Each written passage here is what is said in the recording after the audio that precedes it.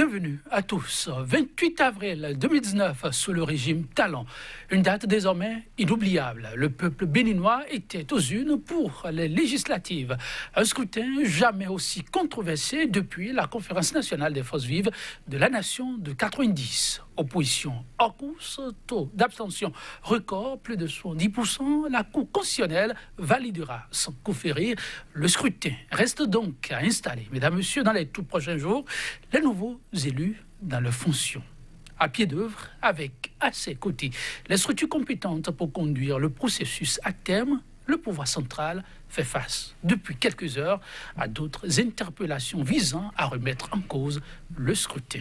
La dernière en cours, celle de la communauté scientifique internationale, appelant le président Patrice Talon à invalider les résultats.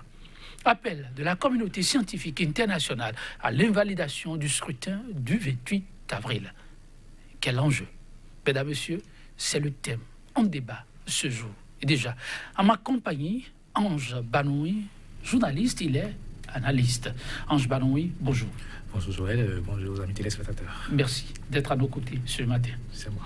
En face de lui, un autre professionnel des médias, faute de disponibilité des acteurs politiques. Oui, nous ferons un décryptage ce matin de cette adresse à l'endroit du chef de l'État. Donc, Marcel Zoumeno, un autre professionnel des médias à nos côtés, il n'est plus à présenter journaliste analyste, il est le secrétaire général de l'ODEM, l'Observatoire de la déontologie et de l'éthique dans les médias. Marcel Zoumeno, bonjour. Bonjour Joël. Merci d'être à nos côtés ce matin. C'est moi. Scrutin du 28 avril, le scrutin des plus controversés. À quelques jours de la cérémonie d'installation des nouveaux élus, encore une voix qui s'élève demandant les validations du scrutin. Une voix, une seule, mais derrière laquelle se trouve une pluralité de têtes. Elle est portée par la communauté scientifique internationale, un collège d'intellectuels africains, dont entre autres l'écrivain nigérien et prix Nobel de littérature Wole Soyinka, le philosophe sénégalais, professeur à l'université Columbia de New York, Souleymane Bachir Diagne. Ange Banoui, c'était pas prévisible, un sursaut que beaucoup voient comme opportun, mais en s'interrogeant sur pourquoi ce sursaut collectif pour le Bénin. Et maintenant, un appel à Patrice Talon en vue d'invalider les résultats du scrutin du 28 avril. Merci. Vous voyez le contexte actuel dans lequel se trouve le pays au lendemain de ces législatives du 28 avril dernier interpelle à plus d'un titre bon nombre d'observateurs. Et vous savez, au-delà de la communauté internationale, comme on a coutume de le dire, et même dans notre conglomérat restreint des acteurs politiques qu'on pourrait targuer d'avoir des questions d'intérêt personnel qui les divisent, il y a que certaines voix, si on n'arrive pas peut-être à concilier ces derniers-là, parce que vous savez, on a de tout temps suspecté, sinon affublé par exemple certaines organisations sous-régionales de n'être qu'en réalité que affaiblis dans leur pouvoir d'agir ou bien d'interagir ou bien d'influencer les décisions politiques, bien que ces institutions-là soient des fer-tiers en tant qu'institutions politiques. Et même aller jusqu'à dire parfois même que l'Union africaine n'était jusqu'un syndicat de chefs d'État. Et donc, beaucoup, lorsque on voudrait par exemple demander à ce qu'un chef d'État puisse réviser sa position ou bien prendre des dispositions, on se dit, une fois qu'on interpelle ces institutions-là, c'est que c'est voué d'office à l'échec. Mais cette dernière situation amène quand même à s'aviser de ce que aujourd'hui nous sommes face à un collège d'intellectuels. Si on pourrait dire que le lobby politique est en griffe, targué d'être sujet à des élans qui pourraient le freiner, et que même le lobby politique et économique, si on rentre dans cette affaire, ce domaine-là aussi, est un autre lobby qui influence un tant soit peu les destinées politiques, mais que pour le moment, on n'a pas encore suspecté l'interférence par rapport à ce qui se fait, et que le ministre des Affaires étrangères, au cours d'une rencontre avec le corps diplomatique, est revenu à demander au corps diplomatique de ne pas s'immiscer, qu'il n'y a pas en réalité de problème. c'est que cette sortie ou bien cette demande des intellectuels est en quelque sorte un lobby intellectuel, le lobby des élites qui veut dans une certaine mesure aussi voir si de son point de vue il ne pourrait pas aussi influencer le cours des choses. Parce que vous savez, la plupart des situations aujourd'hui ont tendance de se référer au passé, un passé pas si lointain que ça. Parce que, vous souvenez-vous, en 1990, il a fallu qu'il y ait des intellectuels qui se concèdent pour pouvoir mettre en place, par exemple, ce que nous avons connu, la conférence des forces vives de la nation. Et aujourd'hui, lorsque vous suivez par exemple les propos intervenus sur RFI de philosophes sénégalais, il a évoqué en quelque sorte les principaux éléments qui motivent par exemple sa prise à partie à vouloir signer cette... les facteurs motivants par ce dernier. Mais pour une première réaction, Marcel Zmenou, ce que je vais vous demander, la démarche en elle-même, pour beaucoup, paraît très originale. Des élections controversées, on en trouve... c'est légion sur le continent. Dans le cas d'espèce, on se demande pourquoi ne pas s'en arrêter à ce qu'on a observé jusqu'à présent, et des intellectuels de différentes couches, de différentes contrées, qui se donnent la main pour le Bénin. Ça rime à quoi? Je suis, moi, personnellement, surpris agréablement de ce que j'ai vu pour 2 ou 3 raisons. La première, c'est que j'ai noté que il y a une cinquantaine d'intellectuels venant de 20 pays. Et si vous regardez bien la liste, vous allez voir des gens qui viennent des pays qui en réalité n'ont rien à foutre avec nous. Vous allez voir les États-Unis, le Canada, vous allez voir la France, la Belgique, les Pays-Bas, l'Allemagne. Et donc des intellectuels occidentaux auxquels se sont ajoutés une bonne gamme d'intellectuels africains. Et moi, j'ai été surpris par la variété de ces intellectuels. C'est ça la première chose qui m'a agréablement surpris. Parce que les intellectuels, vous le savez, ça n'arrive pas toujours à s'entendre quand il s'agit de prendre des positions communes. C'est toujours des guerres d'école et des guerres de position. Et c'est pas du tout facile. Arriver à réunir une cinquantaine, parmi la fine fleur des intellectuels, et je reviendrai sur ça tout à l'heure. Je crois que c'est lui qui l'a initié, c'est lui qui a pu rallier les autres. Je crois qu'il faut lui tirer un coup de chapeau. Deuxième élément, c'est que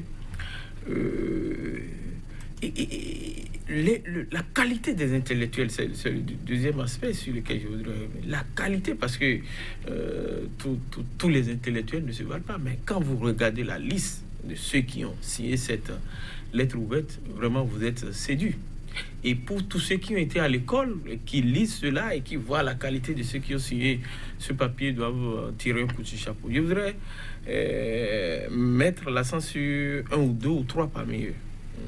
Oli Soyinka, c'est le seul Africain de peau noire qui ait reçu jusque-là le prix Nobel de littérature en dehors de la Sud-Africaine Nadine Gordimer. Vous avez Souleymane Bachir Diagne, philosophe. Il a fait l'école normale supérieure de Paris, rue d'Ulm. Et pour ceux qui connaissent cette école, c'est une école d'élite qui forme des intellectuels d'élite. C'est de cette même école qu'est provenu des intellectuels africains comme Joseph Kizebo, Léopold Sédar Senghor et Elikia Mopolo. Et en plus de ça, en 2007, Souleymane Bachir Diagne est cité par le magazine Jeune Afrique comme l'un des 100 personnalités les plus influentes du continent africain.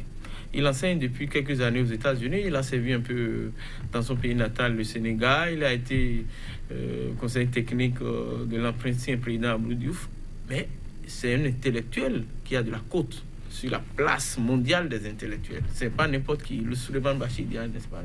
Son aîné ici, c'est le professeur Paulin Montondier, que nous connaissons tous, qui a fait aussi, comme lui, la même école, l'école normale supérieure de Paris. Philosophe comme lui, et qui, aujourd'hui, quand on cite, on ne peut pas citer 2, 3, 4 bons philosophes en Afrique sans citer son nom. Et vous avez également, je vais dire, monsieur Boris Diop, qui est un écrivain très connu, très apprécié à travers le monde, et pour ne citer que ça. Donc, tout le reste, c'est de la fine fleur, de la fine fleur de l'intelligentsia mondiale. Et quand tout cela se passe sur un pays et disent quelque chose, je crois que pour des gens comme nous qui avons été à l'école et qui continuons de prendre ces messieurs pour des modèles, il faut lire avec beaucoup d'attention ce document qui a été produit sur le Bénin. Et ça prouve quoi? Ça prouve que on n'a pas l'impression que notre pays était pour autant suivi de l'extérieur. On se disait, bon, c'est un petit pays, bon, qui n'a pas grand-chose à vendre au monde.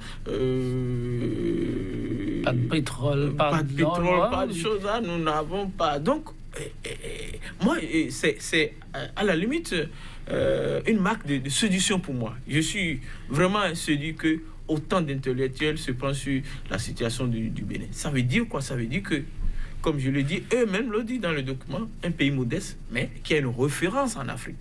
Une référence, un modèle en Afrique. Et personne aujourd'hui, que ce soit ces intellectuels, mais que ce soit beaucoup de leaders politiques, personne n'a intérêt à ce que cette référence, ce modèle disparaisse. Donc c'est ça l'objectif et il faut mettre cela dans le contexte. Lorsque cette lettre a commencé par circuler, d'abord relayée par la Nouvelle Tribune, le site d'information, et il faut le dire, beaucoup ont crié encore à l'intoxication. Beaucoup attendaient de voir le document officiel jusqu'à ce qu'on a eu cette intervention de Souleymane Ndiaye par Bachir Diaye, oui, par la radio RFI. Et là, beaucoup de Béninois se sont dit il y a quelque chose qui se passe. Ange Baloui, pour les observateurs, cette intervention aurait pu tomber un peu plus tôt. Mais à quelques jours de ce que beaucoup redoutent, mais qui sans doute sera aussi un point marquant, la date du 16 mai, installation des nouveaux élus. L'intervention en ce moment précis d'un tel appel, comment peut-on l'interpréter? Écoutez, cette intervention, dans une certaine mesure, est également... Le timing vient dans prolongation. C'est en quelque sorte une annonce. Parce que, vous savez, il y a déjà eu une initiative pareille, mais c'était sur le plan national d'intellectuels qui ont adressé un message au chef de l'État à la veille des législatives afin qu'il puisse essayer de reprendre des dispositions pour pouvoir proroger ou bien réaménager le calendrier afin de permettre à tout le monde d'y participer. Mais cette fois-ci, cette lettre des élites, que moi je pourrais même taguer, de qualifier de lobby intellectuel, s'annonce en quelque sorte pour les lendemains de l'installation de cette prochaine législature. Pour les lendemains? Oui. Tenez-vous tranquille, lorsqu'on regarde bien, lorsqu'on essaie de comprendre à quoi cela pourrait ressembler, c'est dit quoi? C'est dit que, vous savez, le Bénin n'est pas isolé du monde. Le Bénin est dans le concert des nations. Et dans ce concert des nations, il y a certaines personnalités qui ont l'écoute attentive de certaines chancelleries. Et ne soyez pas surpris qu'au lendemain des prochaines, en tout cas dans les jours à venir, si les choses se précisaient telles que cela s'annonce, que peut-être certains qui n'aient pas donné de la voix jusque-là rentrent dans la danse. Et c'est là qu'on pourra se poser la question de savoir, en réalité, quelle est la posture qui serait aujourd'hui la mieux acceptable ou acceptée, qui pourrait permettre de pouvoir se tirer d'affaire par rapport à cet inconnu. Parce que si jusque-là, on a un climat qui a tendance d'être un terreau de paix, pour le moins qu'on puisse dire, malgré les situations, c'est que nous n'avons pas encore en griffe, tout au moins, constaté l'interférence en griffe de ce que nous avons coutume d'appeler les néocolonialistes, ou bien je ne dirais pas des pêcheurs en eau trouble, ou bien ceux qui aiment tirer le marron du feu. Parce que ces élites-là, c'est des gens qui sont véritablement écoutés par des chancelleries. Et quand ces chancelleries-là vont commencer par tenir compte de leurs avis, de leurs conseils, on pourrait bel et bien se targuer de dire, bon, c'est des intellectuels, écoutez. Mais vous savez que la lecture qu'on fait des acteurs politiques est tout autre que des intellectuels. Donc on sait que parfois l'analyse, sinon la plupart du temps, en dehors de ce qu'on a coutume de voir, où on a des intellectuels qui s'engagent en politique, qui font des analyses politiques en tant que partisans, lorsqu'on demande de faire une analyse objective ou bien de scientifique, c'est des gens qui ont pignon sur rue, et lorsque lorsque, par exemple, interpellés par certaines chancelleries, ils vont donner leur avis. Ne soyons pas surpris peut-être qu'au lendemain, qu'il y ait des retombées que peut-être nous ne percevons pas pour l'instant, et qui pourraient, dans une certaine mesure, influencer, pourquoi pas, des projets et programmes qui sont mis en œuvre par certaines chancelleries. Et sait-on jamais, parce que nous ne savons pas à quel niveau ils ont des ramifications, à quel niveau, jusque-là, si certaines officines n'ont pas encore donné de la voix par rapport à la situation qu'ils considèrent interne, ces derniers-là vont pouvoir se saisir de cette situation et mieux se servir également de la situation parce qu'il s'agit du Bénin. Et on a coutume de dire, on ne sait pas quand ça commence, c'est quand ça commence qu'on sait, mais on ne sait pas quand ça finit. On est en train de constater des situations. Prions pour que nous n'arrivions pas là où la situation va, au contraire, à l'arrivée là où on ne pourrait pas la circonscrire. Parce que là, nous sommes déjà sur le plan international, qu'on le veuille ou pas. Marcel Zoumenou, tout à fait, le Bénin qui, au lieu de se vendre, en tout cas, est abondamment relayé ces temps-ci. Une lettre ouverte à un moment où les petits plats sont en train d'être mis dans les grands pour une installation exceptionnelle. Certains confrères, vous les avez suivis ce matin, ont annoncé que c'est à pas de Rangers et d'âme au point que l'installation aura lieu. Pas de place à quelques pêcheurs en eau trouble interne, bien entendu. Et là, les intellectuels interviennent à ce moment-là. Possible d'avoir une oreille pour un message comme celui-là.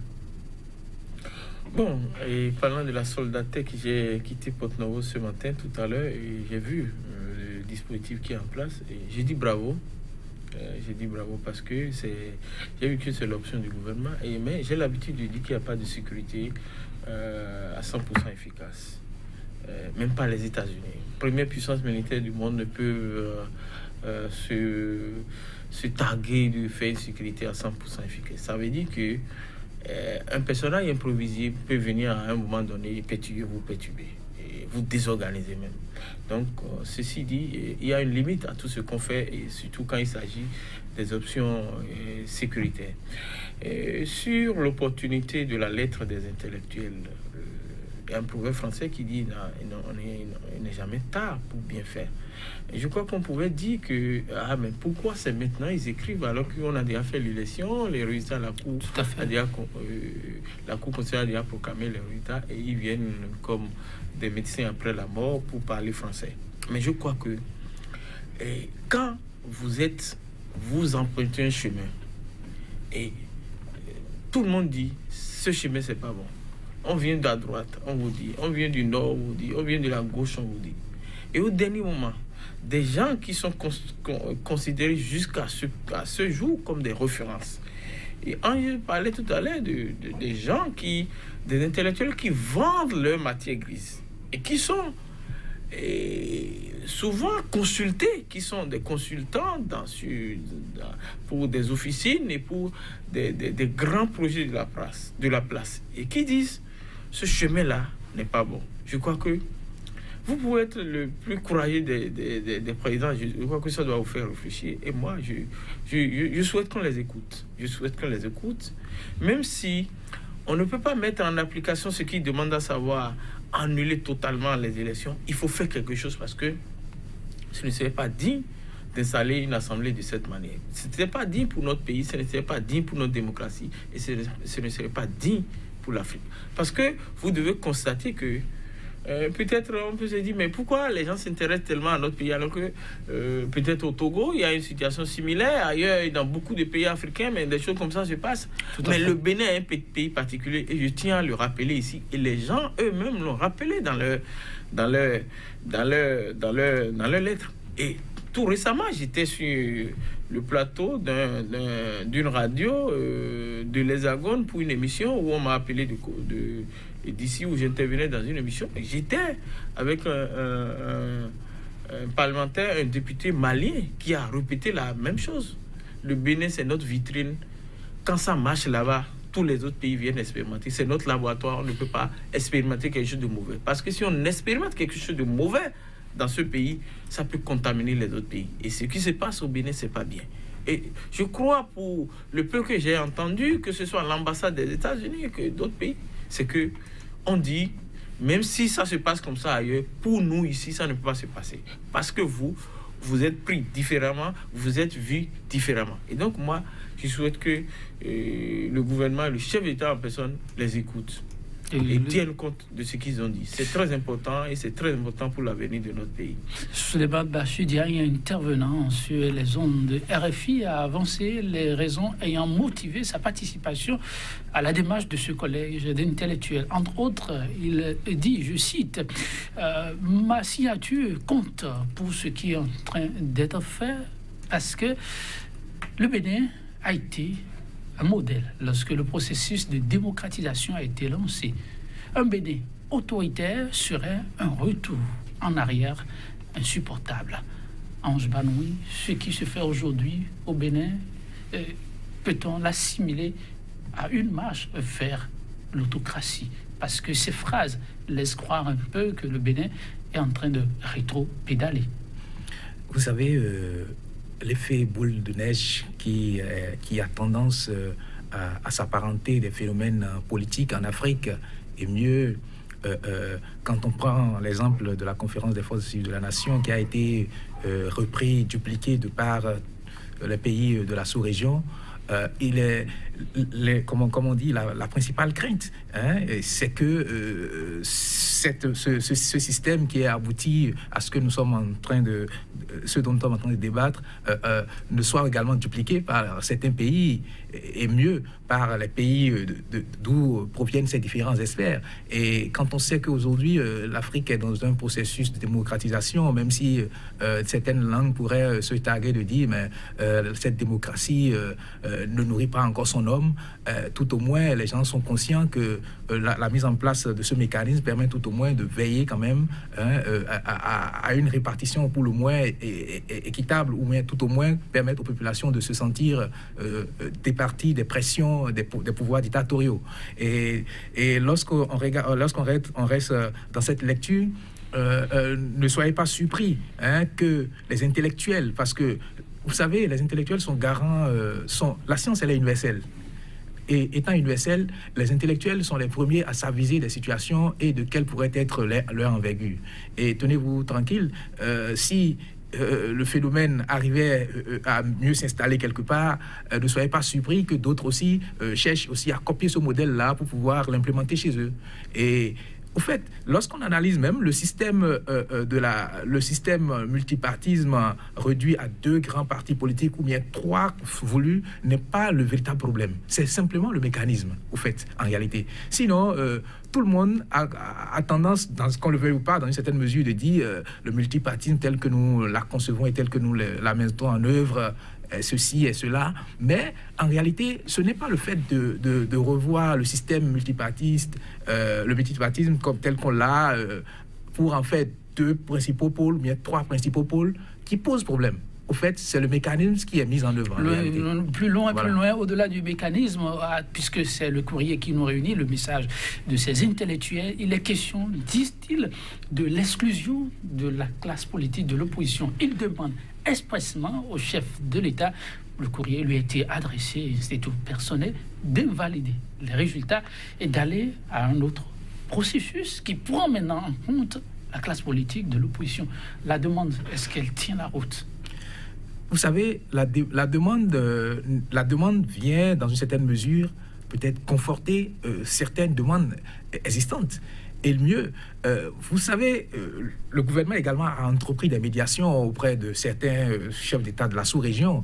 Et on ne saurait encore le dire si ces derniers-là sont dans le secret des dieux, ou mieux, si au travers de la posture ou bien du fil des événements, parce que lorsque vous prenez leur courrier, vous voyez qu'ils ont retracé intégralement le processus, le cours des événements. C'est dit qu'aujourd'hui, nous sommes, comme je l'ai dit tantôt, on est dans un village. Avant on disait qu'on est dans un village planétaire, aujourd'hui nous sommes dans un quartier planétaire. Vous tweetez un petit message, en moins de 2 secondes, les gens vous suivent de par le monde. C'est dit quoi? C'est dit que au-delà de tout ce que nous pensons être, que nous vivons à l'interne, la situation est mieux également appréhendée à l'externe. Et mieux, les élites sont des gens qui travaillent sur tout ce qui se vit dans la sous-région. C'est des intellectuels, les philosophes, c'est des gens qui enseignent ce qui doit être, ce qui ne doit pas être en termes de pratiques démocratiques, etc. Alors, l'élite fait-elle vraiment bien de faire sa doléance à cet instant précis et et lui donnant surtout cette connotation arrêt du processus, relance du processus. Évidemment, dans l'élite a ses raisons de pouvoir faire cette remarque-là à l'instant. Maintenant, tout dépend de ce qu'on en fait. Si on prend bonne note, vous savez, la sortie du chef de l'État à la veille des législatives, le chef de l'État a fait remarquer un certain nombre d'éléments qui ne lui laissent pas la manœuvre de pouvoir interagir sur le processus électoral. Aujourd'hui, je pense qu'il y a assez d'arguments si véritablement le chef de l'État veut interagir. Maintenant, si il n'a pas, comme il le dit toujours, les éléments de pouvoir interagir sur le processus, il pourrait aussi, à partir de ce qui est dit de part et d'autre, d'avoir également des éléments pour agir d'une autre mesure, quitte, sait-on jamais. Je ne sais pas si ce mécanisme qui est mis en place permettra une ouverture en disant peut-être qu'on fait une ouverture sur le plan gouvernemental pour l'opposition. Et quand on regarde par exemple le schéma gouvernemental depuis l'avènement du régime, ce n'est pas un gouvernement typiquement politique. Si c'était par exemple un gouvernement qui est fait véritablement de politiciens, ou bien on voit que c'est des partis politiques qui sont mieux représentés, on pourrait se dire peut-être une ouverture à l'opposition au gouvernement pourrait permettre de conjurer un peu la situation au Parlement. Maintenant, l'autre chose est quoi? Même si on fait une ouverture au niveau du gouvernement, est-ce que cette ouverture va permettre de pouvoir concilier un peu, parce qu'il s'agit en tout cas des députés. Et l'autre chose, c'est qu'on se dit que, mais avec l'installation de ce Parlement, c'est fort possible qu'il y ait une opposition. Mais lorsqu'on se rend compte de la nouvelle charte des partis politiques, est-ce que ces personnes-là qui vont pouvoir quitter leur bloc ou bien leur parti politique pour se ranger dans l'opposition, est-ce qu'ils auront les moyens de pouvoir tenir, de pouvoir jouer le jeu de l'opposition? C'est d'autres paires de manches qu'on va apprécier. Il y a beaucoup d'éléments qui aujourd'hui amènent à se dire, seul le chef de l'État, entouré de ses conseillers, pourra trouver le juste milieu de ce qui lui semble. En tout cas, le chef faisable. de l'État, pour trouver la formule qu'il faut, Marcel Zmenou, c'est bien de cela qu'il est question. Mais demander aujourd'hui au chef de l'État d'arrêter la machine et de relancer une autre machine qui permettra, en termes de processus bien entendu, qui permettra à cette opposition de prendre part au scrutin. La demande est-elle tenable dans le contexte actuel? Je crois que personnellement, je ne sais pas si c'est ici ou ailleurs où j'ai opiné et j'ai dit que la solution serait celle-là. En dehors de l'aspect pécuniaire, en dehors de l'aspect financier, en dehors du fait qu'on peut être sensible au coût de l'organisation de l'élection, je crois que pour celle qu'on vient d'organiser, le Bénin a dépensé jusqu'à 5 milliards. En dehors de cet aspect, je crois que toutes les autres raisons plaident en faveur d'une annulation. Parce que quand vous regardez les conséquences de ce passage en force, et vous analysez, et vous faites le compte pas, vous voyez qu'il serait mieux pour notre pays d'annuler ces élections. Parce que, comme je l'ai dit, ces élections ne nous ont rien apporté. Ils ne nous ont rien apporté de bien. Ils nous ont apporté que deux choses: la perte de notre démocratie et la stabilité et la paix qu'on avait. Donc, nous avons organisé une élection et nous avons perdu tous ces deux éléments. En fait, on n'a rien gagné, sauf le fait d'envoyer 83 personnes à l'Assemblée, 85 personnes qui sont ceux que nous connaissons, envoyés de la manière dont ils sont envoyés. Et moi, j'ai du mal à dire même qu'ils sont des députés, parce qu'en réalité, ils sont pas des députés élus, ils sont des députés désignés, comme j'ai l'habitude de dire. Et donc, quand vous regardez les conséquences, quand vous voyez que ces gens d'élection nous amènent dans une saison de crise, dans un cycle infernal dont personne ne peut maîtriser ici les issues. Quand vous regardez tout ça là, vous avez envie de soutenir la thèse de ces universitaires, de ces intellectuels. Je dis que pour moi, c'est vite fait d'annuler, mais on peut être sensible à l'argent. Pour un pays aux ressources très limitées comme le nôtre, avoir dépensé 5 milliards et reprendre, ça peut être un problème. Mais quand on va vouloir faire des débats, puisqu'il y a beaucoup d'intellectuels, il y a beaucoup de partis politiques, que ce soit de l'opposition, il y a beaucoup de personnes qui réclament des assises nationales. Peut-être que si on allait aux assises, on pourrait trouver un autre mécanisme pour mobiliser, pour lever des fonds à l'extérieur, pour organiser une autre élection. Mais je crois que tenir à ce qui est fait là et faire le passage en force, ce n'est pas du tout bénéfique pour notre pays, et les conséquences ne pourront pas les maîtriser dans le futur. Les conséquences, dites-vous, c'est un peu sur ça que ces intellectuels ont aussi tablé. Il faut, disent-ils, annuler courageusement les résultats de ce scrutin avant, disent-ils, que le pire ne se produise. Vous qui êtes au Bénin, qui côtoyez les Béninois, qui observez depuis la phase de pré-campagne, la phase de campagne et la phase post-électorale, la façon dont cette période est gérée, peut-on vraiment craindre le pire lorsqu'on n'arrive pas à annuler ce scrutin? C'est au fait le problème que soulèvent ces intellectuels. Ils disent avant que le pire n'arrive. Le Bénin n'a-t-il pas frôlé déjà le pire avec les événements du 1er et 2? Il y a encore pire en dehors de ce qu'on a vécu? Écoutez, il serait véritablement difficile de le dire, hein, à moins d'avoir des informations qui relèvent peut-être du service des renseignements. Et quel sens donnez-vous à cette façon de voir de ces intellectuels? Du chantage ou ça non, pourrait loin avoir s'en faut, loin du chantage. Vous savez, on a coutume de dire que l'élite a pour raison d'éclairer la route. L'élite envoie des faisceaux de lumière dans ce qu'on pourrait considérer dans le vivre ensemble, dans les projections de l'avenir, etc.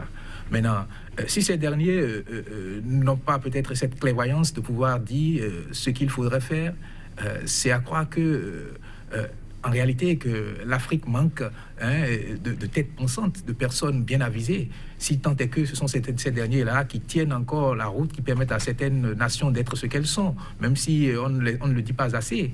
La plupart des recettes partent de chez nous, la plupart de la crème de l'élite internationale. Maintenant, si en Afrique, nous-mêmes, on n'arrive pas à se faire confiance et à intégrer les analyses des Africains et des élites, chez nous, c'est que soit nous-mêmes nous faisons fi de ce que nous avons comme richesse. C'est dit que en réalité ces élites ne font aucun mal en disant c'est une alerte qu'ils sont en train de donner. Et aujourd'hui, peut-être que nous avons encore le temps de pouvoir réfléchir sur cette situation. Qu'est-ce qu'il faut faire? Qu'est-ce qu'on peut faire? Maintenant, si demain la situation se présentait et que les responsables face à la situation arriveraient à trouver le bon bout par lequel sortir d'affaires, ce serait tant mieux. Maintenant, si cela ne serait pas fait, alors là, c'est que ça aurait été ce qu'on n'aurait pas souhaité, parce que ces derniers auraient déjà eu à avertir de ce qui se fait et de ce à quoi ça pourrait aboutir. Marcel Zoumeno, lorsqu'on a une ville aussi bien encadré en termes de sécurité, dispositifs sécuritaires que le Bénin, hier, les élections ont eu lieu dans les conditions que tous on connaît. Après les événements des 1er 2, vous avez suivi la police républicaine plus d'une fois. Expliquez un peu le travail qui est en train d'être fait pour la sécurité de tous. Le pays est fortement quadrillé, minutieusement fait. Lorsqu'on a ça aujourd'hui, avec les campagnes d'appel à la paix prodigués ça et là, est-ce qu'il faut encore craindre le pire pour le Bénin? Ces intellectuels ont-ils les informations justes lorsqu'ils disent comme argument majeur réagir, annuler avant que le pire ne se produise? Ça tient la route? Non, d'abord, je voudrais réagir d'abord sur cette histoire d'appel à la paix. Je suis ahuri de voir ce qui se passe. Appel à la paix, vous êtes ahuri? C'est un appel des hypocrites, ce n'est pas de vrai appel à la paix. Il faut qu'on ait le courage de dire cela. C'est un peu comme si quelqu'un vous gifle sans que vous ne lui ayez rien fait. Vous voulez réagir, et il vous demande de ne pas le faire, et il appelle les gens pour dire au nom de la paix, il faut qu'il se calme, il ne faut pas qu'il réagisse. Vous acceptez, quelques temps après, il vient vous gifler.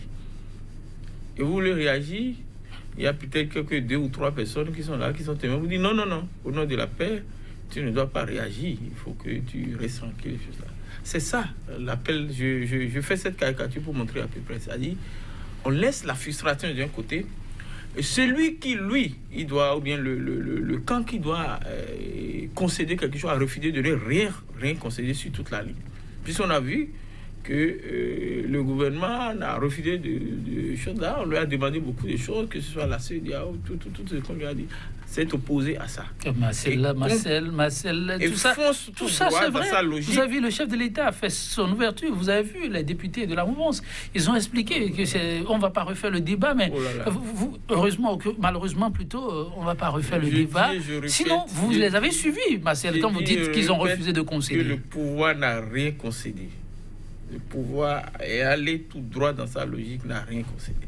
Et donc, quand vous avez ça, et après, vous voyez des gens qui viennent dire appel à la paix, je crois qu'ils ne sont pas sincères envers eux-mêmes. Ils devaient se taire et chercher les solutions pour la paix ailleurs. Vous le dites sincèrement? On ne cherche pas la paix en mettant les chars dans la rue.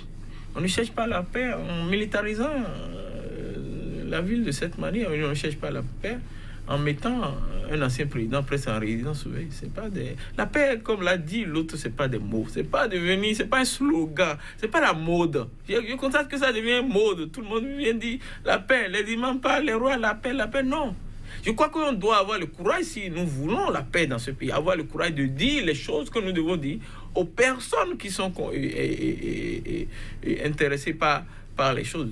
Ayons le courage de dire, si nous voulons la paix, il faut que telle personne cesse de faire ça. Si nous voulons la paix, il faut que telle personne arrête de faire ça. On ne peut pas avoir... cette paix ne sera pas durable. Je vous rassure, ne sera pas durable.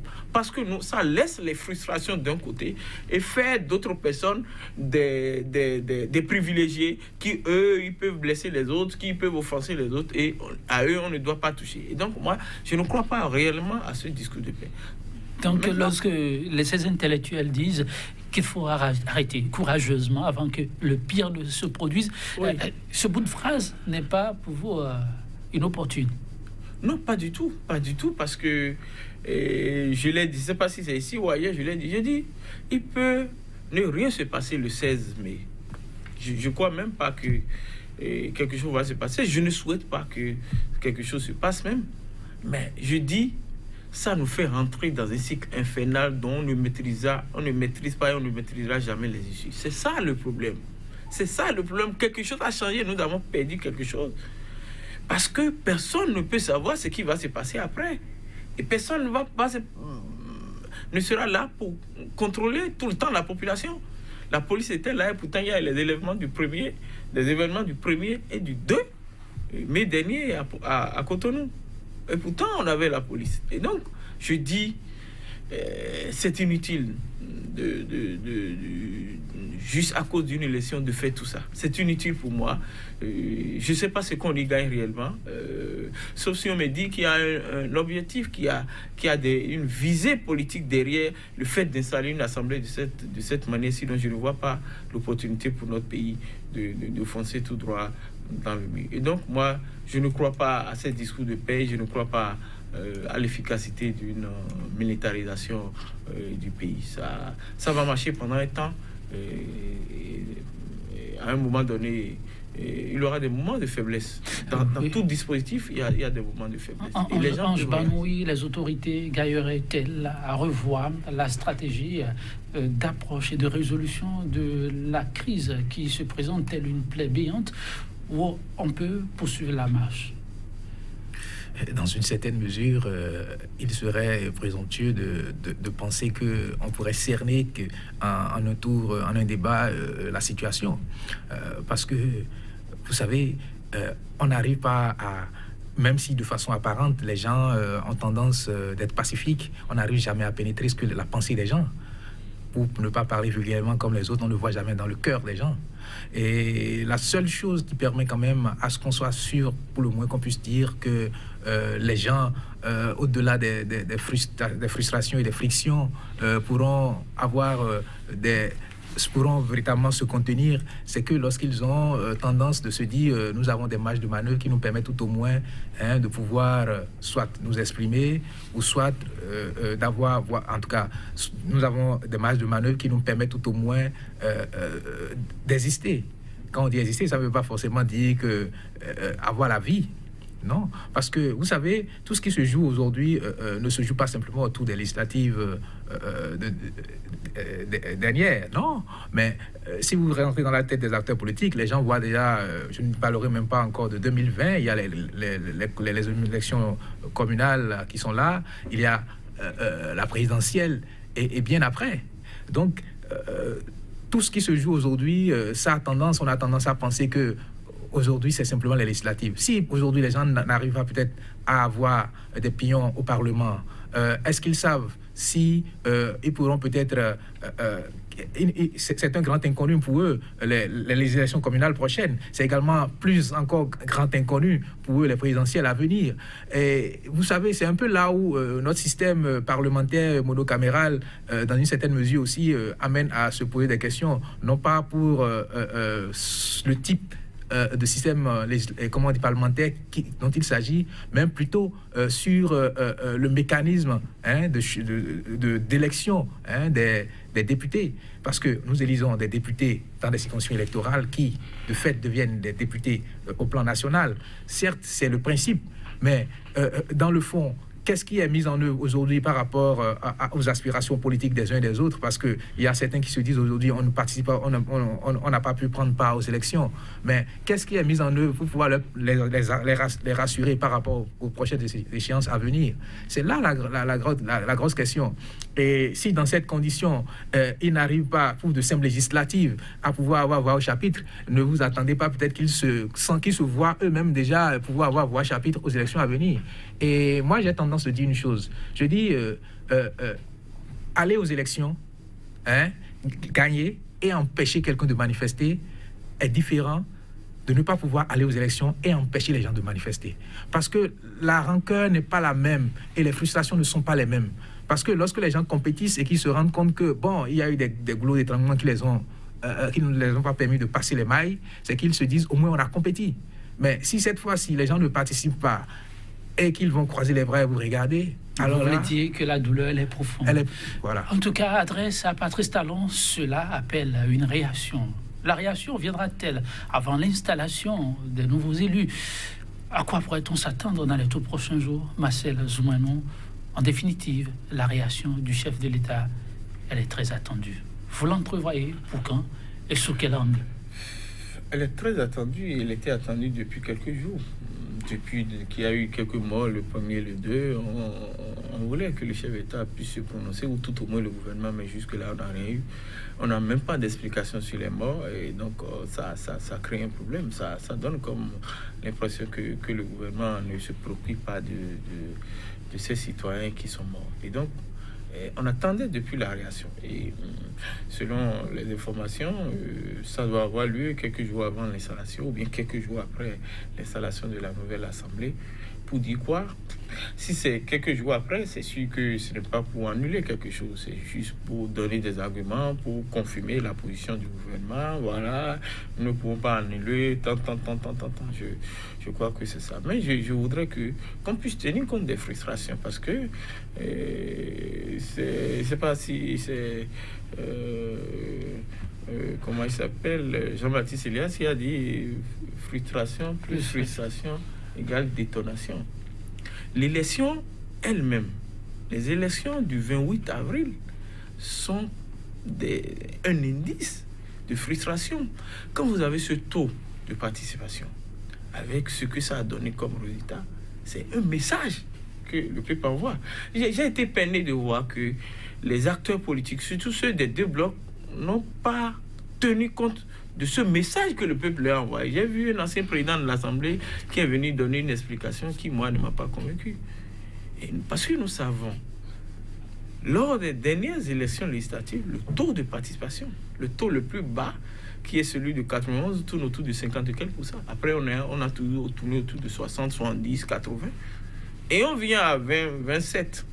Encore que là, il y a tout un débat. On sait réellement pas si c'est 27. Il y a 22 d'abord et après 27.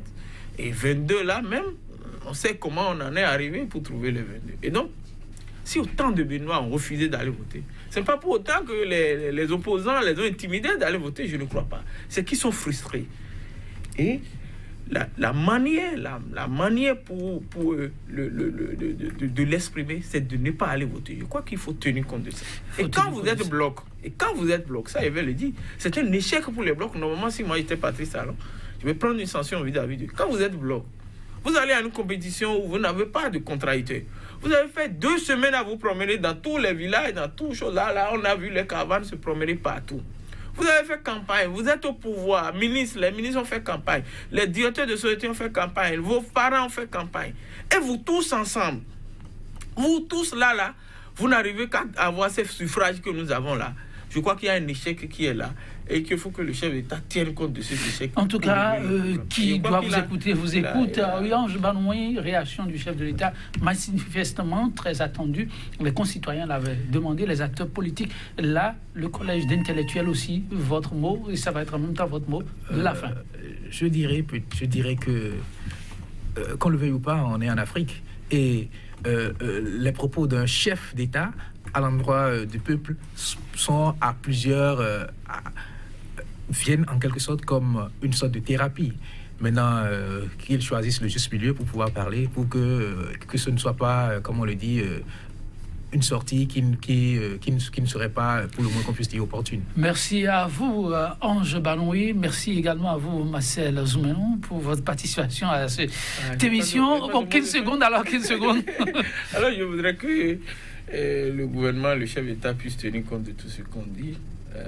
J'espère que le concept de mon ami et confrère Expédié Logo qui a parlé de la passion de l'illimité, je crois que le gouvernement ne doit pas être dans cette passion de l'illimité. Ça dit que tenter tout ce qui est possible et tout ce qui est impossible. Je crois qu'il y a encore un peu d'espoir à garder, et en espérant que le gouvernement puisse comprendre et écouter tous ces messages. Merci à vous, Marcel Zoumenon. Enfin, vous avez votre mot de la fin. Merci une fois encore à vous, Ange Banoui, au réalisateur. Un grand merci de nous avoir accompagnés durant cette émission débat. Demain, c'est un autre jour, on se retrouvera avec la même disponibilité, juste dans Issou, c'est son nom. Je vous fausse compagnie sur cette citation du romancier interprète brésilien Paulo Coelho. Je le cite, c'est la nature, dit-il, qui ne nous a donné qu'un seul organe pour la parole, nous en a donné 2 pour l'ouïe, afin que ensemble nous sachions apprendre qu'il faut suffisamment écouter avant de parler, surtout prendre les décisions qui s'imposent. Bonne suite de méditation chez vous et à très bientôt.